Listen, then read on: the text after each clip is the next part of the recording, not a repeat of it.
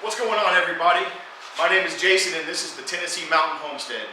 And today this is part 2 of the John Deere 214 where it learns its fate. What we're going to do on this video, we already knew it ran from the last time. This video, we're going to tear it down. We're going to take off the body panels, the mower deck, that thing's getting 86.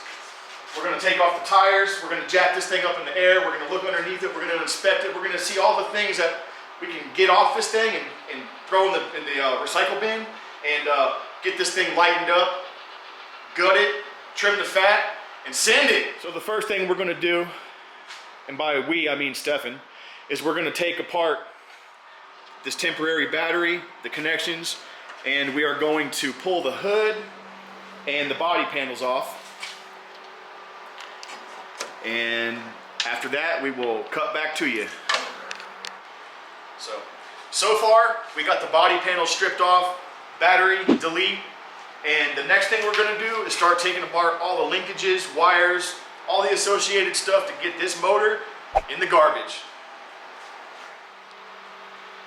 So we got this thing up in the air because we were gonna jump on the engine next, but I kinda wanna get the belts and everything out from underneath it first. And so the first thing that's gonna go before the engine is this mower deck here. And actually it's not in too bad a condition. I'm surprised to see that it turns fairly easy. And so yeah, we're gonna drop the deck and we'll be back in a minute. Unlike other mowers that have all kinds of nuts and bolts and everything to get the deck off, this just has these slide pins I ain't never seen before. But it looks like you just tappity tap these over. Woo! And it's halfway there. Alright, we'll be back. So now we got that nightmare out from underneath it. That thing's destined to go on Craigslist, eBay. You know what? It'll probably just go out to the barn or maybe out in the old scrap heap. Anyway.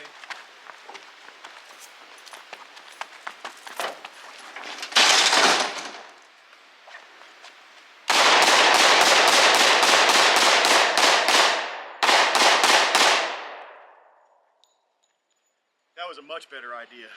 Anyway, now we get a better view from underneath here as to what we're working with. So we got some more linkages. We got that variator thing, which I'm kind of leaning on. It's going to be gone. That's going to have to go away because I don't know if we can reuse it with the new setup. I'm thinking I'm just going to run a 7-inch pulley in the front and a 5-inch pulley in the rear. But you can see it's got that gigantic Peerless 2300 transmission in there. And so next, we're going to get this thing back on all fours, get the belts off, get this taken apart, and pull that motor out. We're back. So, upon further inspection, I've decided that we're not going to be reusing this variator mess on the new setup. We're going to have the Predator engine with a 7-inch pulley right about here.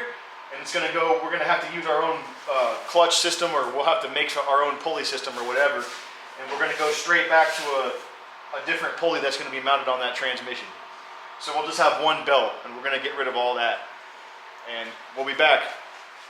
We got the engine almost ready to come out. I'm pretty sure that everything's disconnected. If something's not, then we're going to see the maximum tensile strength of that component. So without further, oh yeah.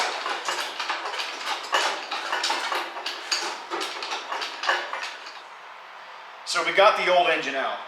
This is a Kohler K321, 14 horsepower. Straight out of 1983. She runs like butt. She leaks oil apparently all over the place. She backfires, she snorts. Just a mean, nasty thing. I mean, it is an all cast iron block, but after all. I mean, it could be useful for something. I could have it rebuilt, maybe put it on the shelf with the other engines in case I'll ever use it again. I mean, it's such a nice piece of history. Or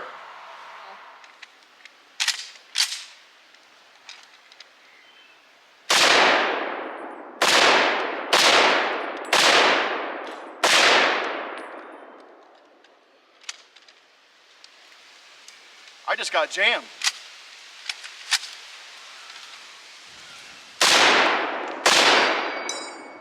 Did you get the ping? Look at it smoking. Oh my goodness, look at those holes. Well, I think I see your problem. It's like a stovepipe. Oh, that's awesome.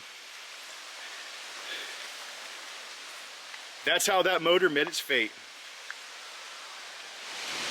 So the M1 Garand wasn't enough. I decided to bring out the 450 Bushmaster. And I have another one that I've already shot and sighted in, but I have not shot and sighted this in yet. This is my first shots with this build. It's a, I forget who makes the upper, but it don't matter. It's a nice upper, and it's got a Bayou Gun Runner lower. Vortex sight. And let's see if she'll chamber around.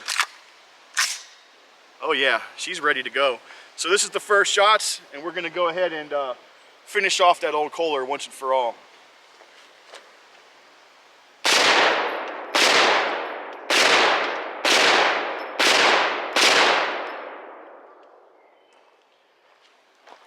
Locked open on the last round. And I was using some I think they're 300 grain tumble-on impacts.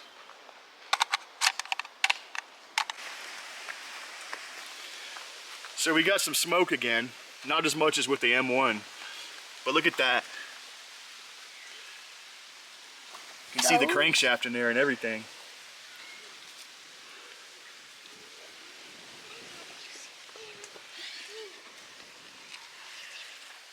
I wonder if Eddie made it out the back. One came out the oil pan right there, or two. One came out of here, look. Oh, did it? Oh yeah, look at that. Let me see.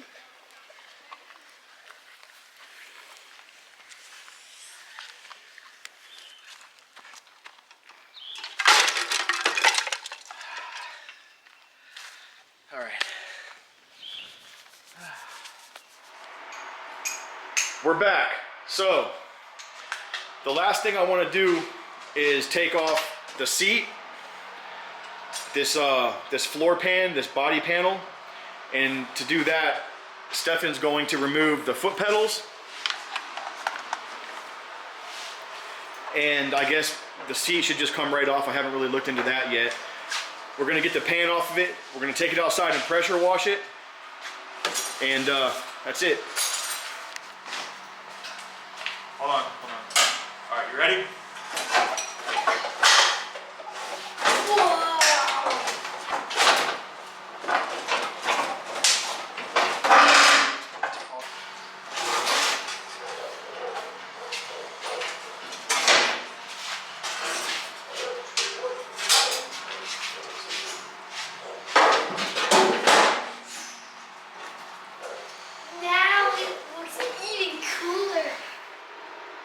So we have this thing basically all stripped down, and the fuel tank's gone, that's off, the engine's gone, the battery's gone. Next thing we're going to do is take this thing out in the driveway, give it a good pressure wash.